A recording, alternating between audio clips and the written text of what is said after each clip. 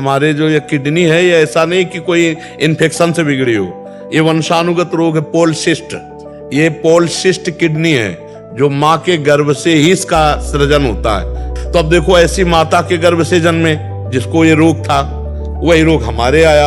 अब हम भजन कर रहे हैं, लेकिन निर्णय तो पहले हो चुका था ना, इस शरीर को ये कष्ट मिलेगा, इस शरीर को कष्ट मिलेगा। जैसे भीष्म जी अखंड बाल ब्रह्मचारी पर 6 महीना बाणों की सैया में, रामकृष्ण परमहंस जी ब्रह्मबोध संपन्न महापुरुष पर कैंसर गले का था ना, ये शरीर को भोगना पड़ता है। अब भजन का फल देखो, ये हमारे श्री जी के चरणों का आश्रय लेने का फल है कि ऐसी स्थिति में भी हम आपसे बातचीत कर रहे हैं, ऐसी स्थिति में हम बैठकर दिनचर्या कर रहे हैं, और ये इस शरीर के पूर्व पाप का फल है कि जो भोगना पड़ रहा है। अब जैसे हमारा आखिरी जन्म है, अपने को पता चल जाता है, तो अब जो भी हमारा हिसाब किताब वो सब बराबर कर दिया जाएगा।